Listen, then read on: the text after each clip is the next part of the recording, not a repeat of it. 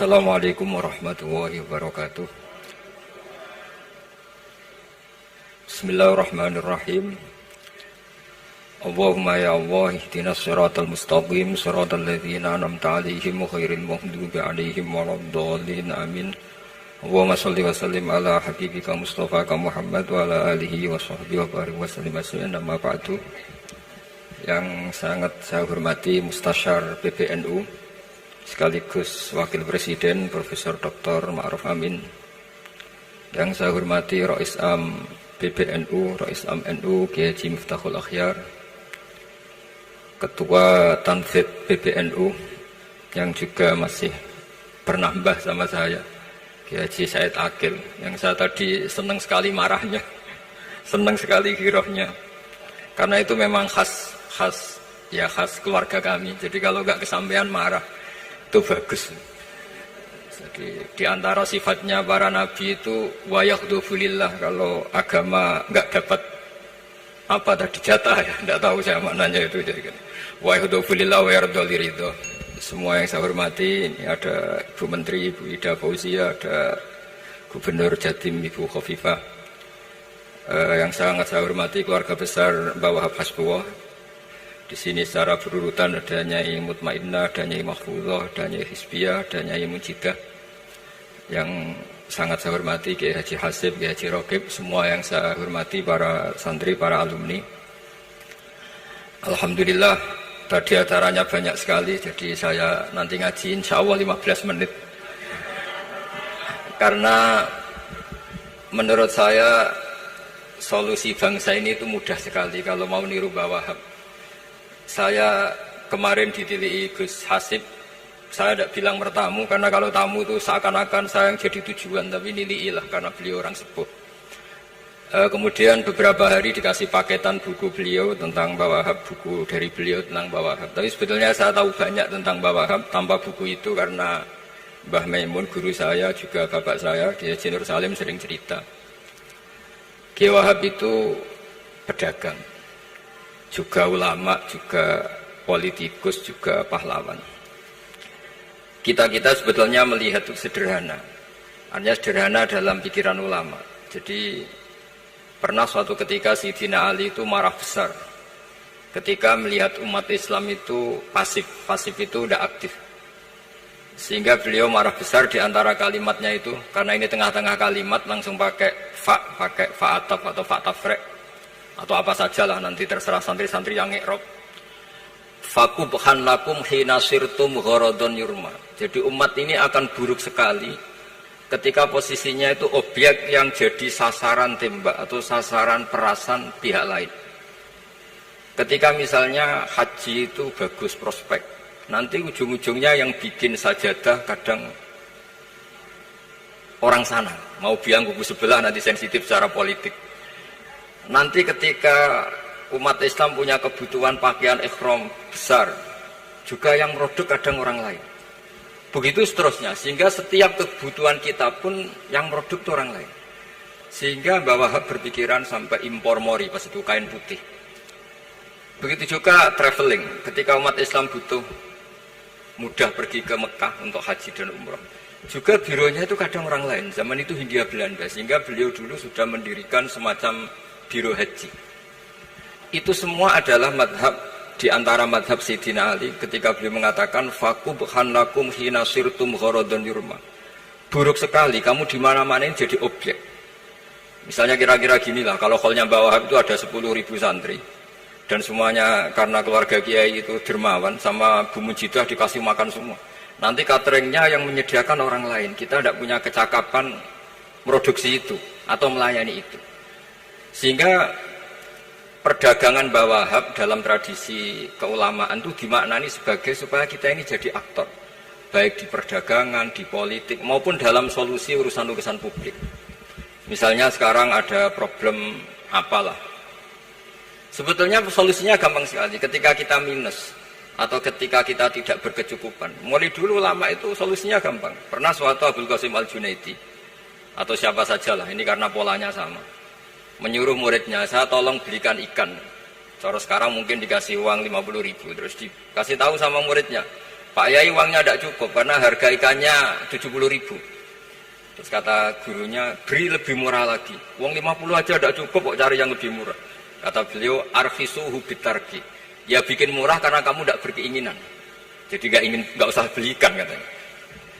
Ini penting sekali karena dulu ada solusi, masyhur itu makalahnya Imam Syafi'i itu.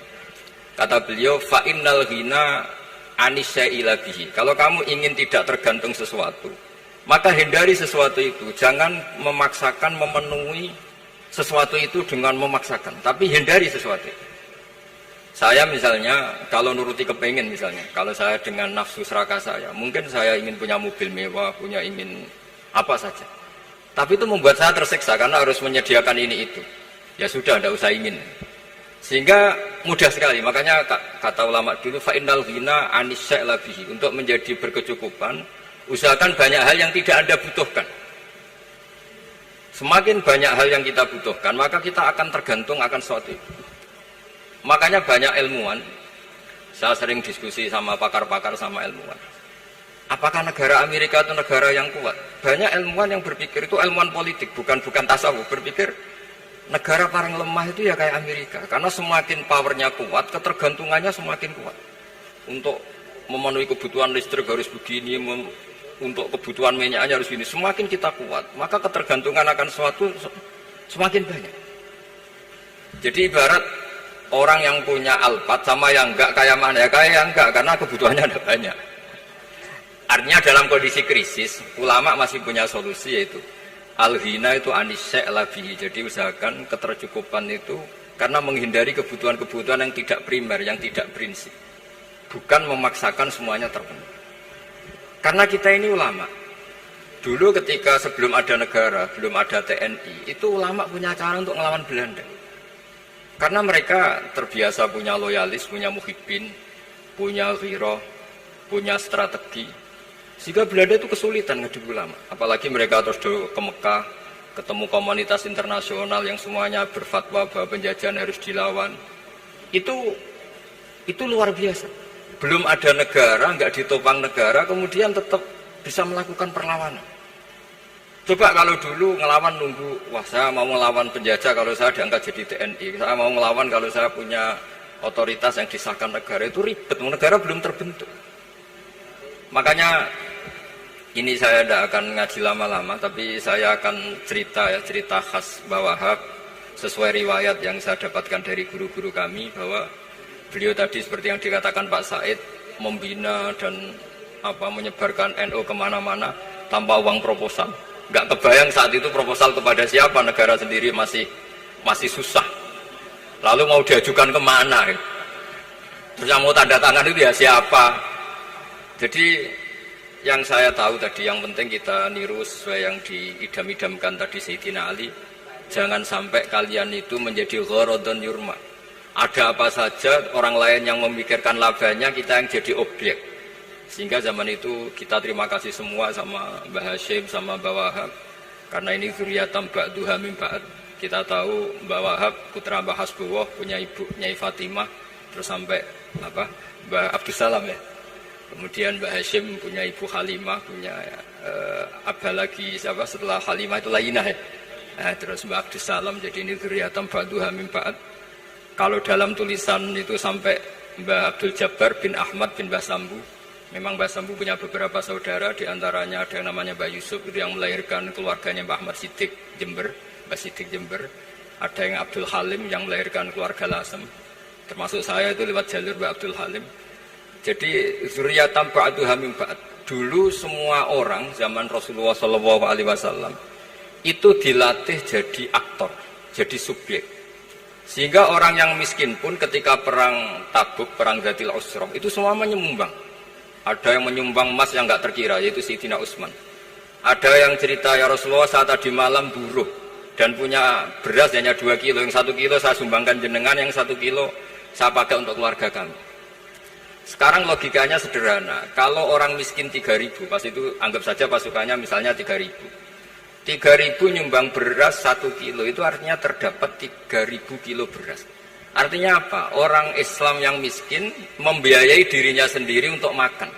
Dan mereka adalah aktor heroik.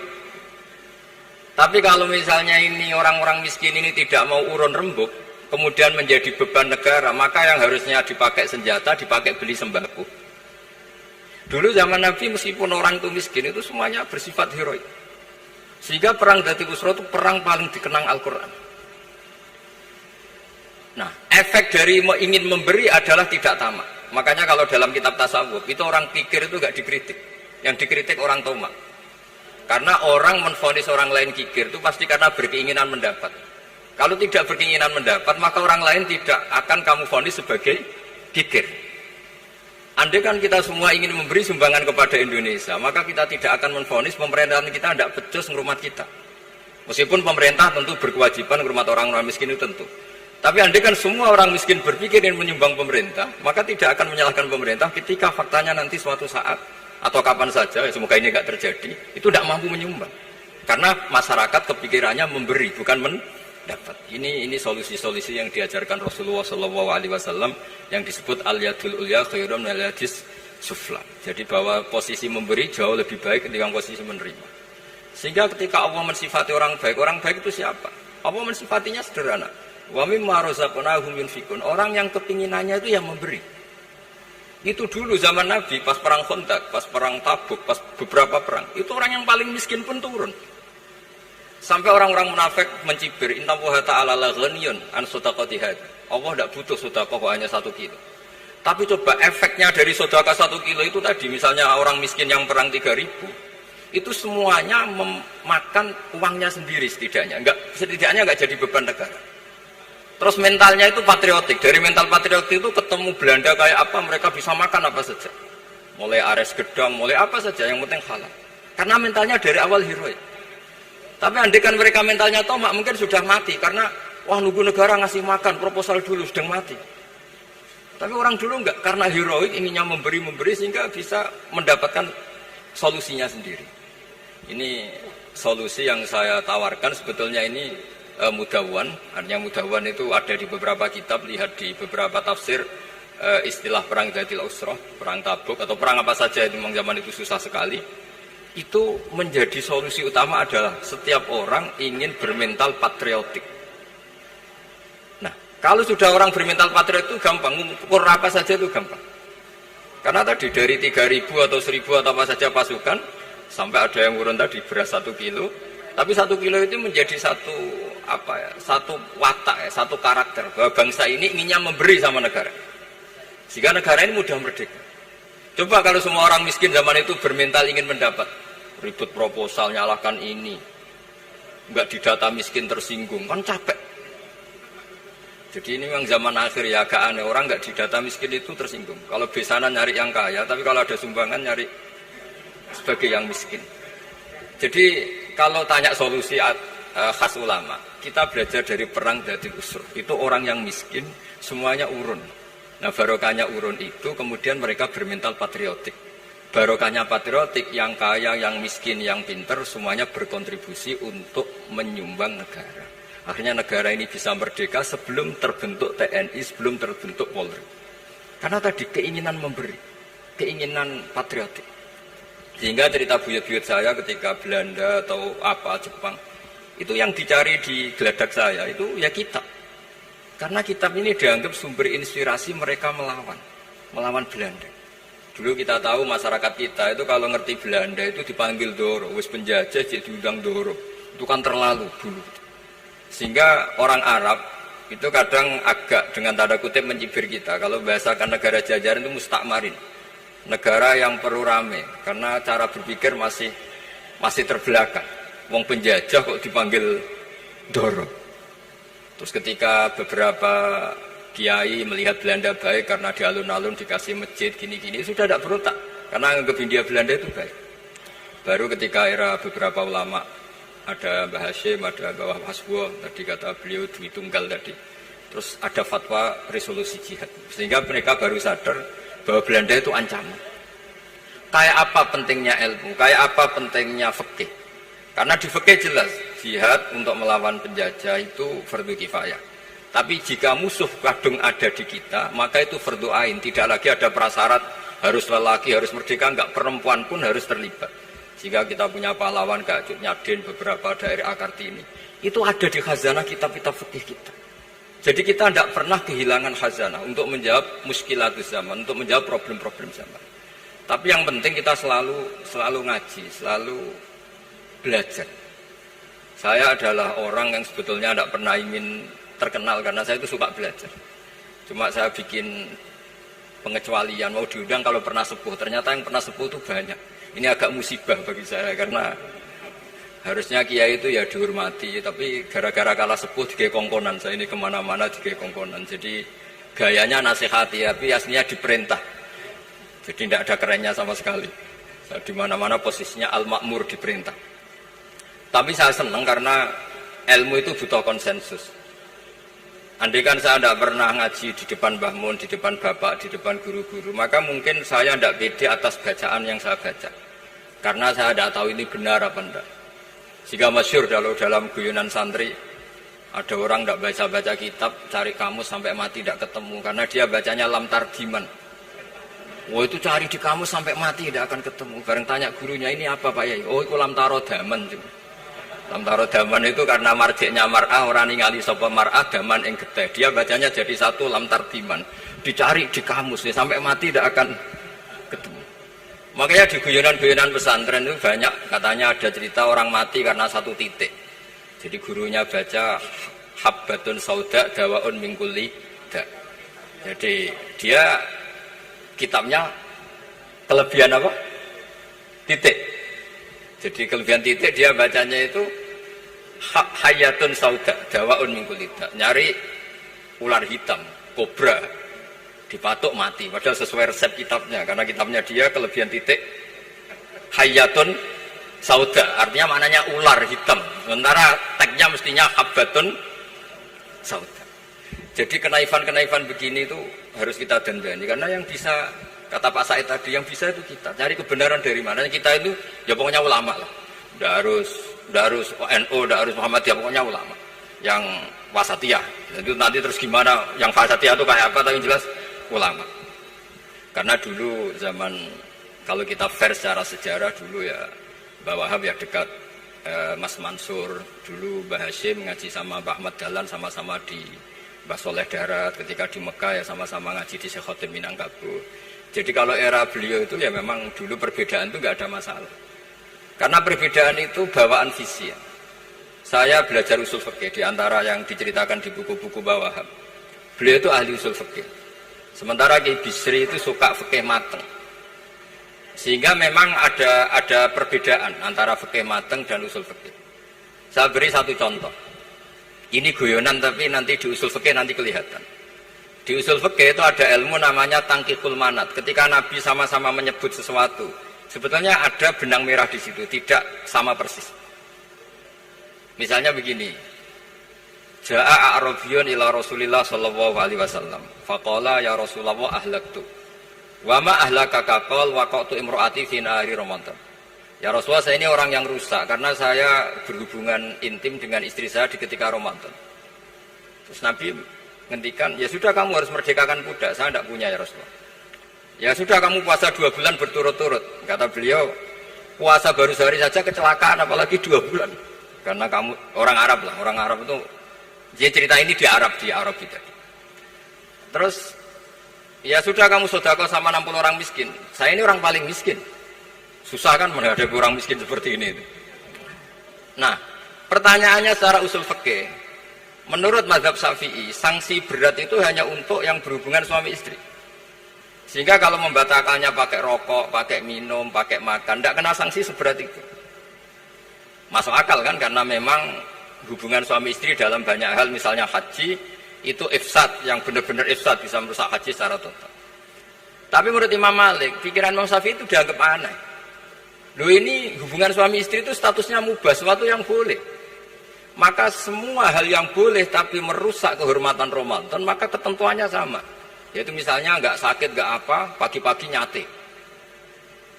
Wah itu kan melecehkan Ramadan, nggak sakit, nggak apa, kok pagi-pagi nyate. Perlu dicatat karena hubungan suami istri itu sesuatu yang boleh. Berarti kalau yang boleh merusak Ramadan hukumannya berat, makan yang statusnya boleh juga hukumannya berat. Itu dulu bapak saya ketika bikin analogi itu mau cerita sederhana gini. Hak di sini ono santri ya goblok, kandanane angel.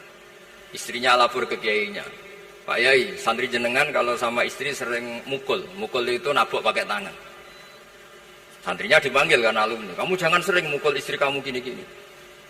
Iya Pak Yai, njeh. Suatu saat 2 minggu istrinya lapor lagi, sekarang tidak nabok Pak Yai, nyaduk. Karena yang dilarang hanya nabok. Dipanggil kiai, lo kamu katanya masih sering nyaduk istri kamu. Yang dilarang kan mukul, sekarang nyaduk. Kapan-kapan meludahi.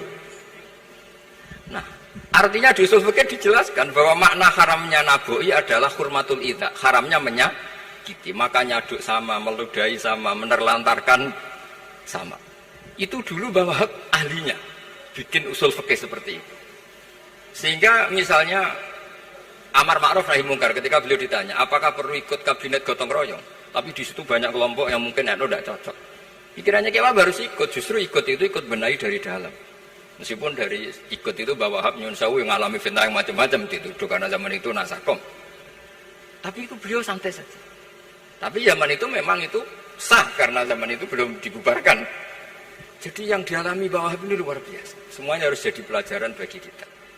Makanya jangan pernah meninggalkan ilmu yang bernama usul fikih. Karena fikih yang mateng itu cara basa Jawa ini akan kehilangan stok teks.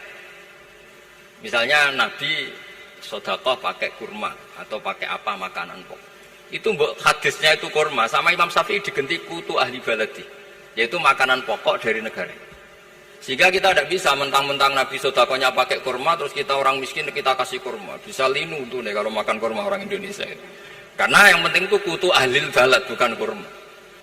Bukan mentang-mentang Nabi sholat di Mekah Medina, kalau ingin persis sunnah Rasul, sholatnya harus di Mekah Medina. Kalau di Indonesia, Nabi tidak pernah sholat di Indonesia. Sunnah Rasul, sholatnya di Mekah Medina. Bisa ada orang sholat kalau gitu. Jadi, ada ilmu yang namanya tangkihul manat. Yang harus ditiru itu sisi mana? Nah, dalam konteks Arabi tadi, terus kemudian ada dibuang. Ja'a Arabion, kata Arabi itu dibuang. Datang orang Bedui. Orang kota pun kalau punya kesalahan yang sama, hukumannya juga sama. Maka kata Arabi dibuang. Nah, menurut Imam Malik, kata jima, hubungan suami istri juga dibuang, digenti membatalkan puasa dengan apa saja yang tanpa uzur syarat.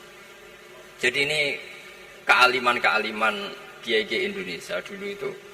Misalnya kentong, dulu meskipun ada yang bilang bid'ah, kentong itu bid'ah karena mirip orang Nasrani. Orang Nasrani itu bentuk kentongnya di kelenteng itu tidak seperti kentong kita.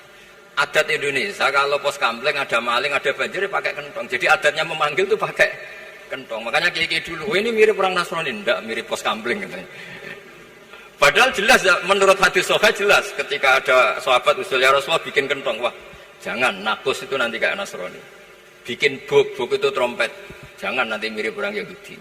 Ya dengan api ya Rasulullah, jangan nanti mirip Majusi. Datang sahabat tergesa-gesa, beliau mimpi kalau diajarin azan. Azan itu maknanya al-ilam, memberi maklumat waktu sholat. Akhirnya ada azan. Kemudian ulama Indonesia dulu Mbah Hashim sama Kiai Fakih Mas Kemampang, yang satu anti kentong, yang satu pro kentong. Itu dulu ya saling menghormati, nggak masalah. Karena fikih itu sekali khilaf itu mirip-mirip.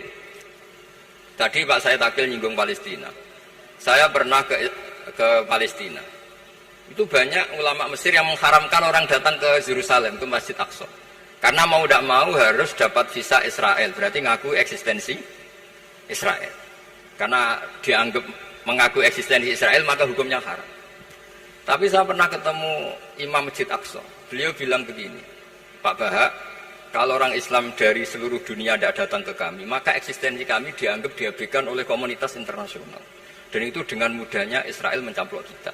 Sehingga separuh ulama Mesir juga mewajibkan yang mampu harus ke sana. Dengan cara itu Aqsa aman karena masih diperhatikan ulama atau komunitas internasional. Yang satu cara pandang ke sana berarti ngaku eksistensi Israel karena ada visa Israel.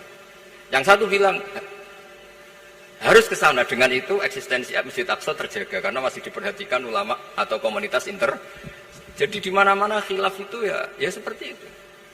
Tapi alhamdulillah di kita itu khilaf itu biasa.